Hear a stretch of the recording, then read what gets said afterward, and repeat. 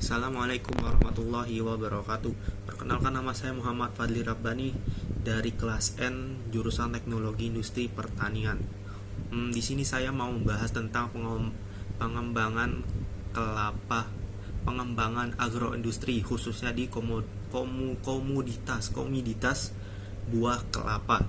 Kelapa itu merupakan salah satu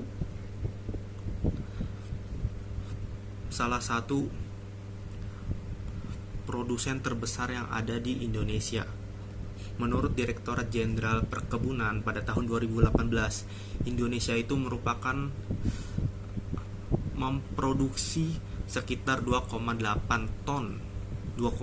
juta ton kelapa pada tahun 2017. Tanaman kelapa itu tumbuh di negara tropis sehingga dapat banyak ditemukan di wilayah Indonesia.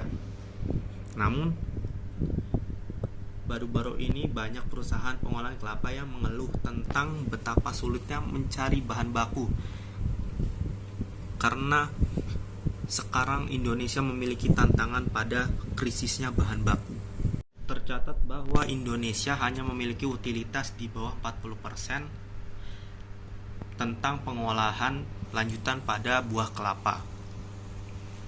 Apa yang menjadi faktor tersebut yaitu tentang faktor kurangnya bahan baku, padahal kita memiliki bahan baku yang melimpah seperti data sebelumnya. Di sini saya membahas tentang pertama itu ekspor.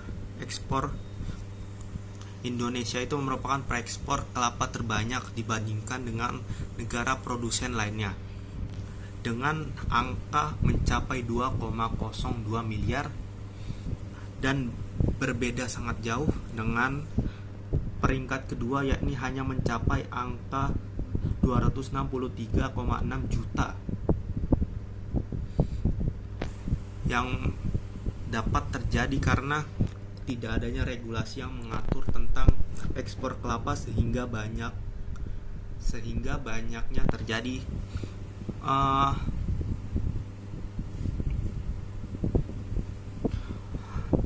ekspor ilegal yang dilakukan oleh oknum yang tidak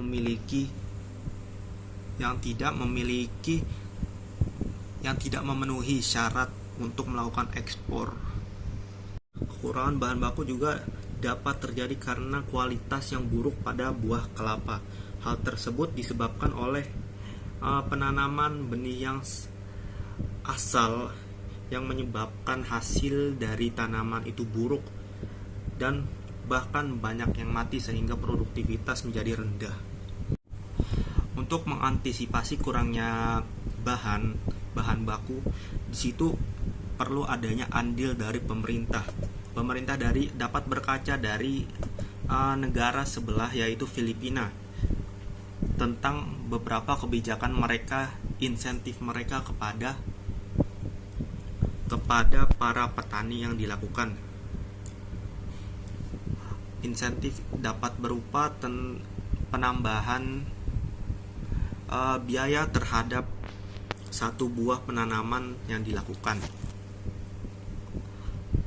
Pemerintah juga perlu melakukan hilirisasi, perlu dilakukan kepedulian lebih, karena menurut Trisunar Prasetyanti 2017 bahwa sebaran industri pengolahan kelapa masih belum merata. Hal tersebut perlu dilakukan pengembangan infrastruktur yang dilakukan oleh pemerintah, khususnya pada daerah bagian timur yang memiliki sumber daya yang melimpah namun tidak bisa dimanfaatkan karena kurangnya infrastruktur yang memadai. Mungkin sekian dari saya. Dengan meningkatnya kualitas hasil produksi akan memiliki nilai daya saing internasional. Sebagai contoh yaitu minyak kelapa. Sebagian besar 90% lebih minyak kelapa Indonesia diekspor ke negara Cina, tidak dapat ke negara lain karena kualitas produksi Indonesia terhadap minyak kelapa yang rendah. Sekian, wassalamualaikum warahmatullahi wabarakatuh.